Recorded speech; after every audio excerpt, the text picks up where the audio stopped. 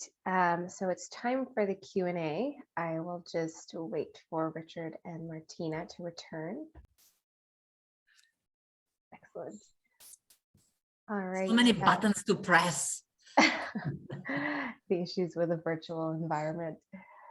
All right. So our first question was just a clarification piece for the first presenters, Martina, Richard, and Nick.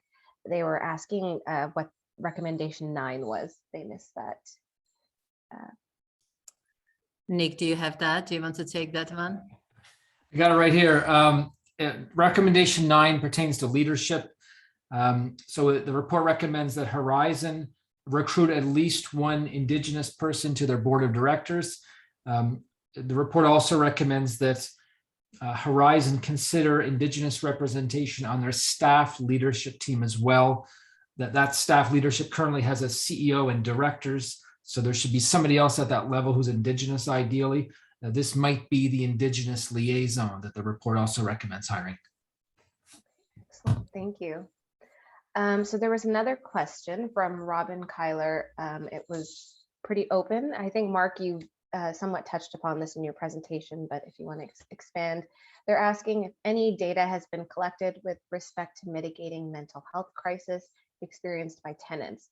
Are there communities with built-in networks that allow for collaborative support to prevent evictions in these instances? This is open to anyone, but yeah, go ahead, Mark. It's a good question. At this point, we're fairly, I don't have the data at hand. We are, certainly, I think, tracking, vacancies and how we approach that. But at this point, we're fairly new into that. Shadell, is that anything you can add to that? Yeah, I think just because we are in our first year still, the evaluation and data collection analysis is still a component that we track. But I think there are things that we know that we do want to track, say the number of times the referred care clinic comes to the Housing First residents, the number of times that mental wellness, substance use staff come to the residents, maybe RCMP involvement, the number of tenants who are attending cultural programming. So those are some of the things that we are being mindful of in terms of when we start to evaluate our first year.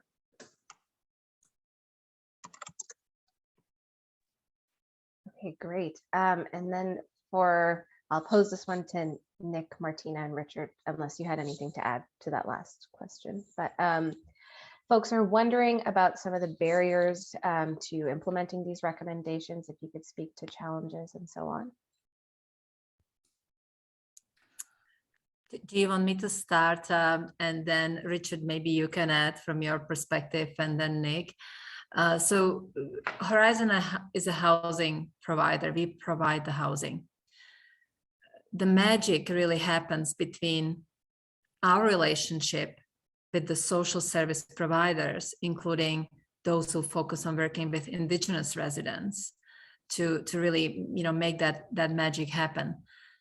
So to me, that's not a barrier, but it's something that we need to be really mindful of, because if we don't have those partnerships, it will be a barrier to being successful. So to me, number one is the relationship with the different Indigenous housing, social service supports that we need to bring in to make sure that we are doing the right thing. The big piece for any organization, in my view, is support from our boards. We absolutely have to have our board supporting anything we do in general. And so the barrier can be for organizations if they don't have a supportive board. And lastly, I want to say, and it touches on some of the implementation challenges, but also opportunities.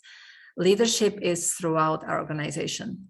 Our resident service coordinators are leaders with our residents. The whole team leads in their ways and how they contribute. So for us, really, we are focusing on the entire team understanding what we can do, what we all can do in our individual roles to make sure that we turn around some of the outcomes that we don't want to see. And so to me, and again, I'm putting it as a positive, but if you do not, if everybody in the organization doesn't live and breathe the values, and for us, it's the working with our Indigenous partners to see outcomes, that's a huge barrier. It's got to be through the organization. Richard, anything that I missed?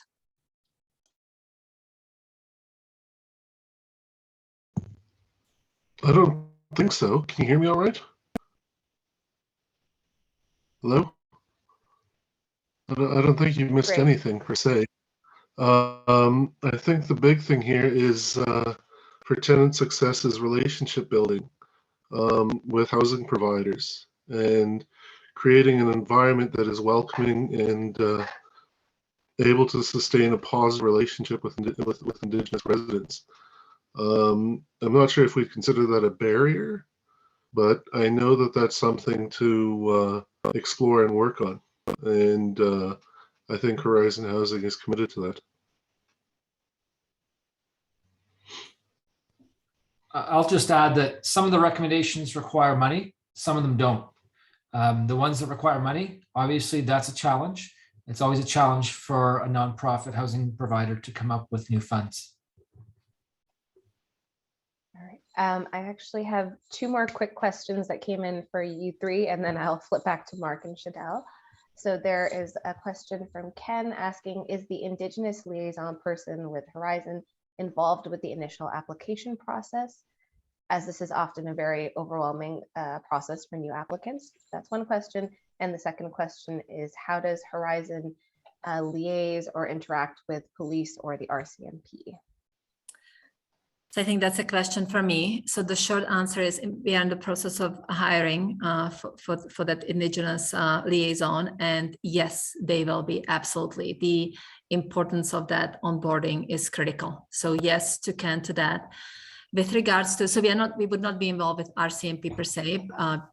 In Calgary, we have a strong relationship with the Calgary Police Service and what we call in Calgary our community liaisons officers. And so there's always that strong communication with the community liaisons officers, our social service agency partners, and our staff. So thanks for the question. I'll just add that when we applied for the funding for this research, one of the first things we did was reach out to the Aboriginal Standing Committee on Housing and Homelessness, so Richard's group, and we said if we were going to do this research project, we would want it to be in partnership with your group, Richard. And likewise, we have since applied for additional funding. I can't say whether we got it or not, but I have a good feeling about it.